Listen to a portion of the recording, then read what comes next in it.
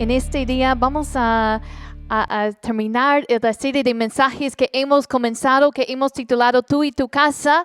Así que abren sus Biblias al segundo libro de Samuel, capítulo 6. Y vamos a arrancar esta mañana con versículo 11, segundo Samuel, capítulo 6.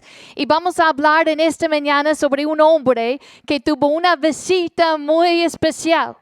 Pero no una visita de una persona. Nosotros en el día de hoy vamos a hablar sobre la historia de Obed-Edom. Y Obed-Edom tuvo una visita especial, le visitó el arca de la presencia de Dios por 3 meses. El arca se quedó en su casa. Y vamos a ver lo que dice, segundo de Samuel capítulo 6, versículo 11. Dice la palabra, y estuvo el arca de Jehová en casa. ¿Dónde estaba? En casa de Obed-Edom, geteo 3 meses. Y bendijo Jehová a Obed-Edom y a toda su casa. Amén. Vamos a orar. Yo les invito, oren conmigo y vamos a tener ese corazón dispuesto a escuchar lo que Dios tiene que decirnos en el día de mañana. Dios tiene una palabra para nosotros. Cada vez que abrimos la palabra de Dios aquí o en nuestras casas, debemos abrir la palabra de Dios con toda reverencia y también con toda nuestra atención, porque queremos conocer más a Dios a través de su palabra. Padre, te amamos.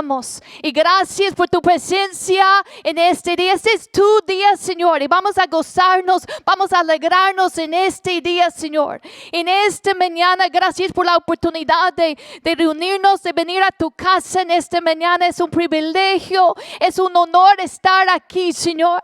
Y ahora, Señor, nuestros corazones están dispuestos a escucharte. Queremos conocerte más. Señor, pedimos que tú nos hables a través de tu palabra y que Cristo, tu nombre, sea exaltado y glorificado. Te amamos con todo lo que somos. ¿Y cuántos dicen conmigo amén? Un fuerte amén en esta mañana. Obed-Edom tuvo la visita especial de tener el privilegio especial de tener el arca de la presencia de Dios en su casa por 3 meses.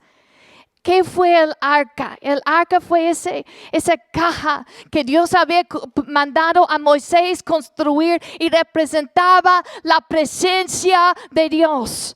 Dentro de ese arca había las tablas de la ley. Estaba la vara de Aarón que había reverdecido. También estaba allí una muestra de maná que habían guardado de su tiempo durante el desierto. Fue el elemento más sagrado que se encontraba en el tabernáculo y luego en el templo.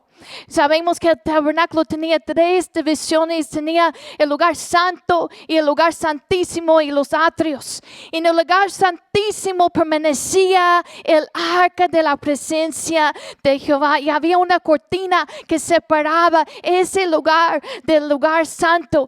Y no cualquiera podía tener acceso al arca de la presencia de Dios. Y Obed-Edom tiene el privilegio y una experiencia poco usual para el Antiguo Testamento de tener el mismo arca del pacto permaneciendo en su hogar por 3 meses. Y dice la palabra que Dios bendijo la casa de Obed-Edom. Obed-Edom recibió bendición de parte de Dios, pero no solamente él, toda su casa, todos los suyos y también todo lo que él tenía. ¿Cuántos desean esa bendición del Señor sobre su casa? No solamente sobre su vida, pero sobre todos los suyos y sobre todo lo que tienen. Vamos a ver cuáles fueron las decisiones que Obed-Edom tomó para que la presencia de Dios provocara una bendición especial en su casa. A veces ellos llevaban el arca cuando iban a guerra, y nosotros vamos a tomar un repaso de la historia y ustedes lo pueden leer en sus casas. Primer libro de Samuel capítulo 4 a 7.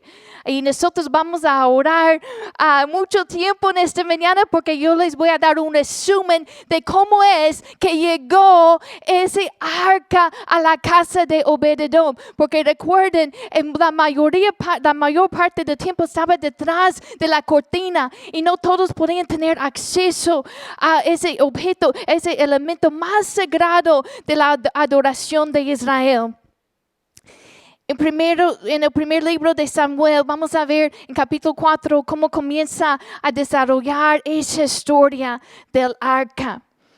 La palabra nos dice que Israel estaba en guerra contra los filisteos y estaban perdiendo la guerra. Así que los ancianos de Israel dicen, bueno, vamos a traer el arca de la presencia de Dios. Si la llevamos con nosotros a la batalla, entonces ese arca nos va a salvar de nuestros enemigos. Pero hubo un gran problema. Ellos estaban caminando en desobediencia, en pecado. Y ellos cogieron el arca de la presencia de Dios como un amuleto de buena suerte. Pero permanecían en su pecado y pensaron, bueno, si tenemos el arca, entonces nosotros vamos a ganar la batalla. Pero la presencia de Dios no es como un amuleto de suerte. No es tener una Biblia sobre la mesa, lo que trae bendición a nuestras casas. No es tener un adorno que dice, Dios bendice a esta casa. Es vivir en obediencia a la palabra de Dios. Es que Cristo sea el Rey de nuestros hogares, de nuestras vidas. Hubo ese gran problema. Ellos pensaron que si tenemos esa arca, entonces vamos a ganar la batalla. Pero la palabra de Dios dice que cuando los filisteos vieron el arca llegó al campamento, entonces los filisteos reaccionaron y comenzaron a pelear aún más duro y fue derrotado Israel. Y la palabra de Dios nos dice que la matanza fue tan grande que en ese día murieron 30,000 israelitas. Y los demás, los que sobrevivieron, huyeron, porque no podemos jugar con la presencia de Dios. La presencia de Dios se debe respetar, se debe reverenciar, se debe honrar. Y hermanos, yo les quiero hablar en esta mañana un poco sobre el temor de Dios, porque es algo que se ha perdido en muchas personas en la iglesia moderna. Dios es un Dios santo. Dios es un Dios de amor, pero es un Dios de santidad. Y hay que respetar su santidad, hay que reverenciar su santidad. Ellos pensaron que bueno, si lo tenemos como un amuleto de suerte, entonces vamos a estar bien. Pero no estaban caminando con Dios. Y Dios quiere caminar con nosotros en una relación íntima. Eso es lo que Él quiere. No solamente fueron en ese día, no solamente fueron derrotados Israel y 30,000 murieron y los demás huyeron, pero también los filisteos capturaron el arca. Y lo llevaron y quizás saben esta historia siempre me ha fascinado. Ellos lo llevan y meten el arca en el templo de Dagón, su dios, su ídolo. Y ponen ahí el arca de la presencia de Dios y junto al arca ponen el ídolo, ponen a Dagón. El día siguiente ellos amanecen y ¿saben lo que encuentran? Ellos encuentran Dagón, su dios, ese dios falso, había caído boca abajo delante de la presencia de Dios. El día siguiente, ese día ellos lo levantan su ídolo porque pues es un Dios falso, no tiene manos que puede hacer nada, no tiene ojos que puede ver ni oídos que puede escuchar. Ellos tienen que levantar su Dios y lo colocan otra vez junto al arca. El día siguiente ellos amanecen y no solamente está tirado, derrotado su Dios, su ídolo, está caído boca abajo, pero también está cortada su cabeza y sus extremidades cortadas. Solo hay un Dios verdadero y santo. Es nuestro Dios. Nadie se compara a Él. Ellos pensaron que ellos podían tener, el Dios santo junto a un ídolo, pero no funciona así, hermanos. Dios quiere ser el único Dios, el verdadero Dios de nuestras vidas, que no tengamos ningún ídolo en nuestros corazones. Un ídolo no tiene que ser una estatua. Un ídolo puede ser cualquier cosa que nosotros damos a un lugar que solamente Dios debe tomar. Dios debe tomar el primer lugar. Cuando los filisteos ven su Dios que está allí caído, boca abajo, cabeza cortada, extremidades cortadas, pues se asustan. No solamente eso, se comienzan a llenar de tumores y comienzan a morir. Así que dicen, bueno, mejor mandamos ese arca a otra ciudad. Así que mandan el arca a otra ciudad. ¿Y saben lo que pasó? En esa ciudad la gente se comienzan a llenar de tumores y comienzan a morir. Así que no, lo llevamos a otra ciudad, mejor dejo de aquí, lo lleven a otra ciudad. Esa ciudad dice, no, aquí no. Y cuando lo mandan allí, comienzan a llenar a la gente de tumores y morir. Así que finalmente los filisteos, después de un tiempo, dicen, no, regresen el arca de Dios a Israel, a su propio país, si no, nos va a matar a todos. Así que los filisteos ponen el arca en una carreta nueva y allí dejan que las vacas, dicen, bueno, donde quiera que las vacas lleven esa arca, que allí se queda. Y las vacas llevaron esa carreta nueva con el arca puesta encima y lo llevan a Israel. Allí llega a Israel y la gente está felices de ver el arca, pero hubo un problema. Unos hombres allí tocaron el arca, lo destaparon. En ese día murieron una gran cantidad de hombres.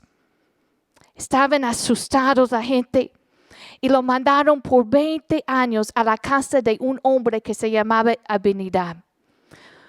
Eso fue durante el reino de Saúl y la Biblia nos enseña que durante el reino de Saúl no hay ninguna mención que Saúl comenzó a buscar el arca de la presencia de Dios. Quedó ahí en la casa de Abinadab, descuidada, ignorada. Hasta que David llega a ser rey y David dice estas palabras, dice, es hora de traer de regreso el arca de nuestro Dios, porque la descuidamos durante el reinado de Saúl. Él reconoció, hemos ignorado, hemos descuidado la presencia de Dios. Saúl no tenía interés en buscar a Dios. Y allí estaba, David reconoció, no hemos hecho caso al arca, no hemos hecho caso a buscar la presencia de Dios. Y David era un amante de la presencia de Dios. Él amaba la presencia de Dios. Así que no, vamos a tener que traerlo de regreso. Y quiero hacerles esta pregunta, que todos podemos reflexionar en esta mañana sobre esta pregunta. ¿Es la presencia de Dios lo más importante en nuestras vidas y lo más importante en nuestras casas? O si lo hemos descuidado como lo descuidaron en el reinado de Saúl. No buscaron la presencia de Dios, no hicieron caso, lo habían menospreciado. Ignorado, quizá tenía polvo sobre el arca, lo habían ignorado por esos 20 años, pero David dice, no, vamos a traer el arca, y quizá han escuchado esta historia. David comienza a reunir, y él tiene una reunión de 30,000 personas, y arman una gran celebración para traer el arca de regreso a Jerusalén. Lo ponen en una carreta nueva. La toman de la casa de Abinadab y allí hay 2 hombres guiando el arca. Y en el camino, las bueyes que estaban llevando el arca, uno comienza a tropezar y usa, una de los varones que estaban guiando el arca, extiende su mano para sostener el arca. En el momento cae muerto. Hubo un gran problema. Dios había dicho a su pueblo que el arca se tenía que tratar de cierta forma. Hermanos, nosotros tenemos que adorar a Dios así como Él nos manda. Vivir a la manera que Dios nos manda. Dios había instruido en su palabra que el arca se debe cargar sobre los hombros de los levitas. David lo puso en una carreta. ¿Quién lo había puesto en una carreta antes? Los filisteos.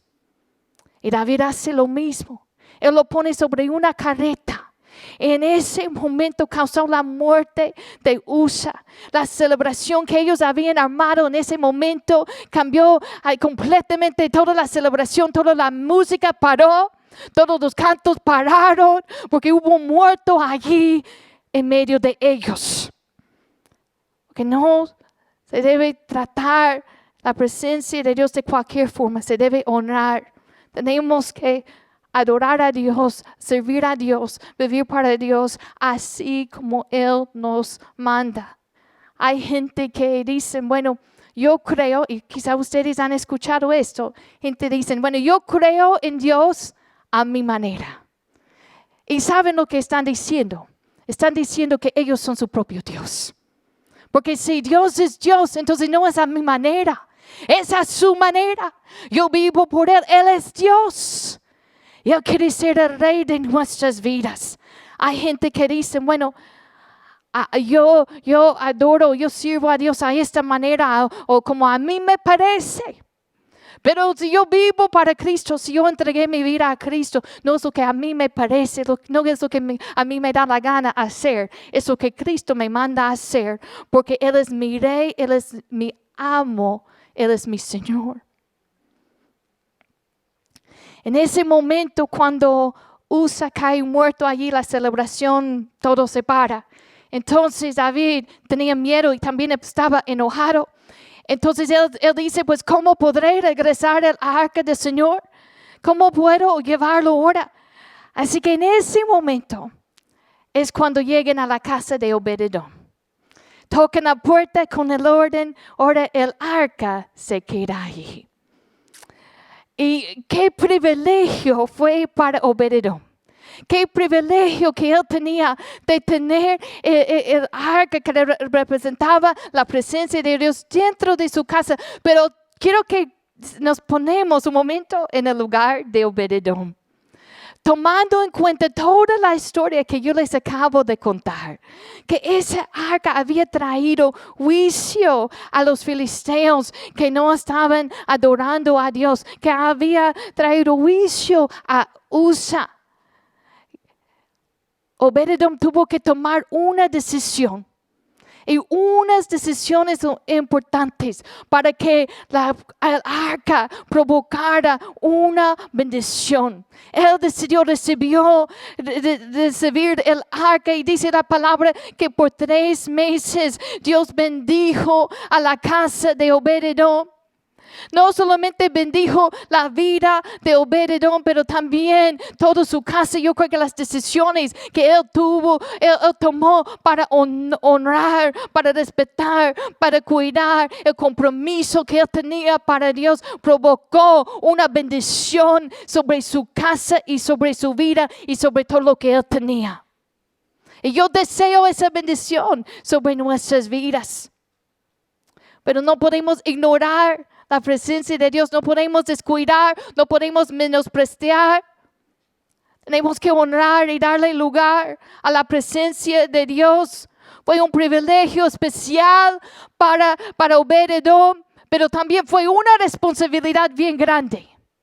Ahora mis hijos son más grandes, pero yo recuerdo cuando eran pequeños. Y si compramos algo especial o si teníamos algo de valor en la casa, pues uno siempre dice, bueno, con cuidado, no lo toques, con cuidado, no corres allí, tengan cuidado.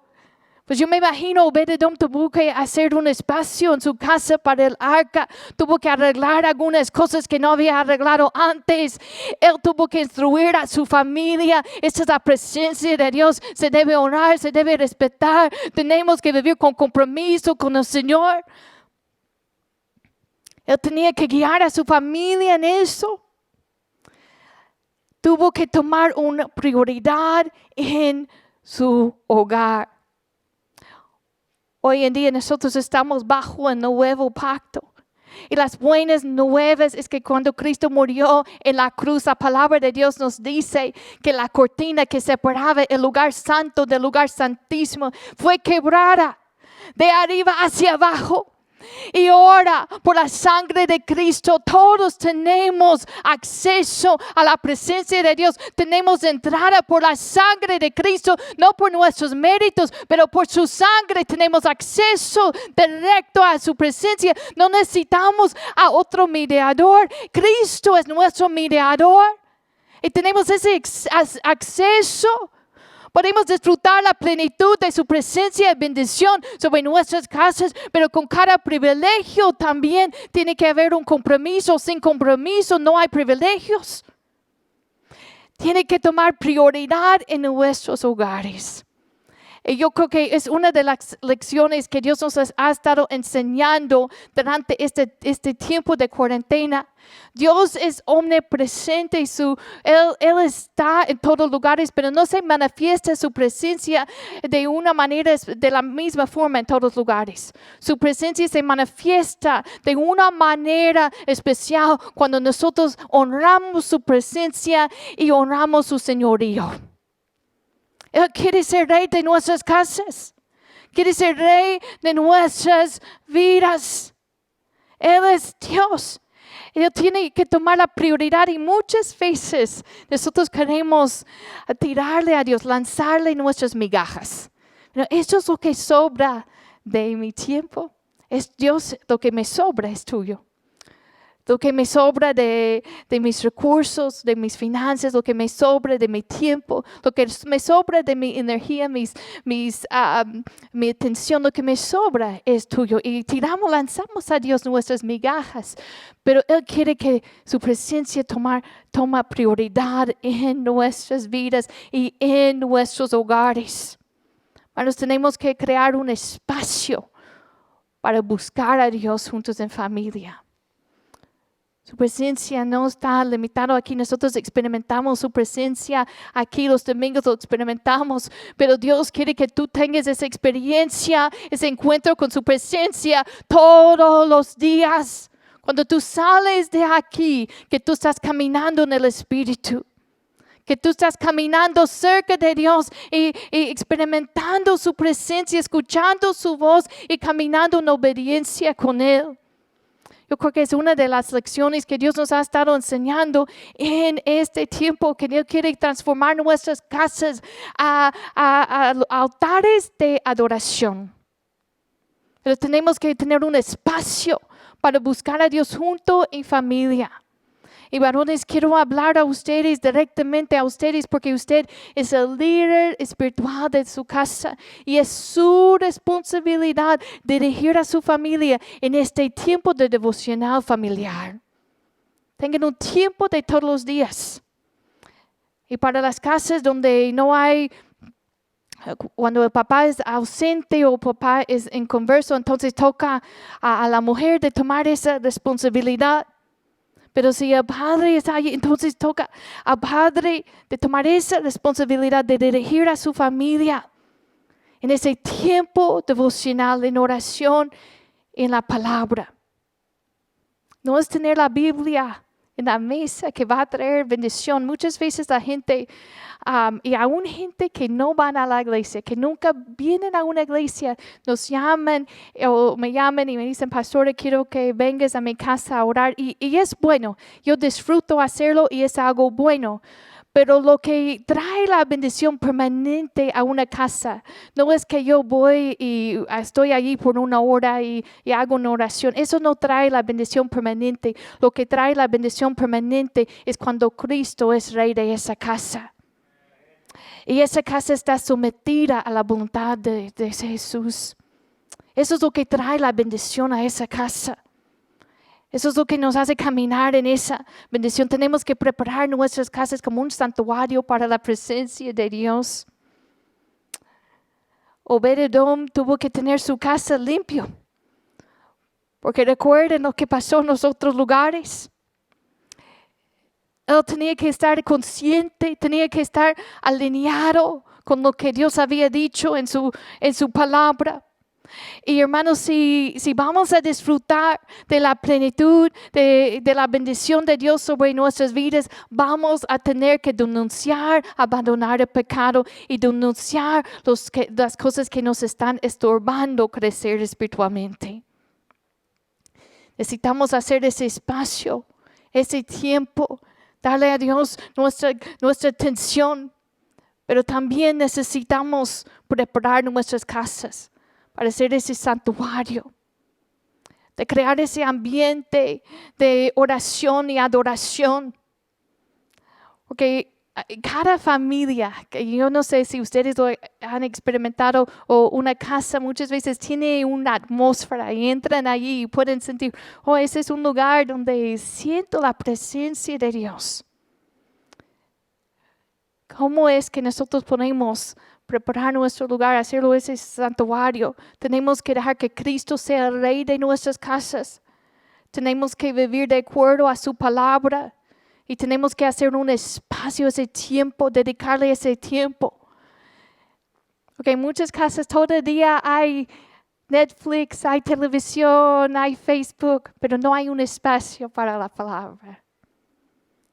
¿Cuál es la prioridad? Tiene que haber ese tiempo, ese espacio para la adoración y entonces la atmósfera va a cambiar. El ambiente va a cambiar.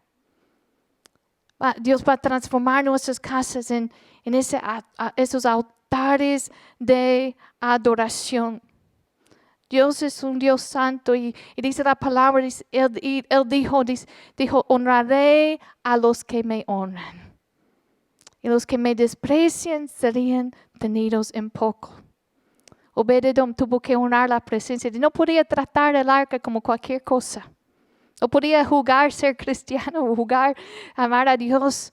Él tenía que de corazón tener un compromiso con Dios. Asegurarse que él tenía su casa limpia, preparado. Hermanos, si vamos a disfrutar esa bendición en plenitud, vamos a tener que cerrar toda puerta al enemigo. Si hemos abierto puertas al enemigo, entonces hay que cerrar esas puertas para que la bendición de Dios sea sobre nuestro hogar, sobre nuestra familia, sobre todo lo que tenemos. Dios es un Dios santo y Él quiere que tengamos ese encuentro con Él todos los días. Yo nunca voy a olvidar. Fue hace más de 20 años y estaba en un servicio.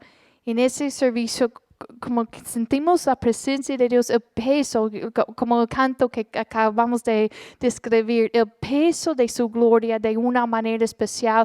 Yo no recuerdo quién estaba cantando ni quién estaba predicando, solamente recuerdo que el peso de la presencia de Dios fue tan fuerte que casi sentía que como que no podía moverme y hasta que una mujer se acercó a mí, estaba en el altar y me dice, Myra, respira, porque estaba tan fuerte su presencia, su santidad, un encuentro con la santidad de Dios. Pero eso, hermanos, no solamente lo experimentamos aquí en la casa de Dios, lo experimentamos también cuando salimos de esas puertas de nuestras casas, caminamos con Él. El Espíritu Santo viene como una paloma que reposa sobre nuestras vidas y nosotros tenemos que estar conscientes de su presencia, caminar en su presencia y darle la prioridad, que sea lo más importante para nuestras vidas. Y hacer ese compromiso, esa decisión, yo y mi casa serviremos a Jehová. No vamos a tomarlo a la ligera. Yo voy a tener ese compromiso, es una decisión definitiva, una decisión clara. No es jugar con Dios, jugar ser cristiano. Yo he decidido, ese es mi compromiso. Yo sigo a Cristo, Él es Rey de mi vida. Quiero que Él sea Rey de mi casa. Póngase de pie, vamos a orar.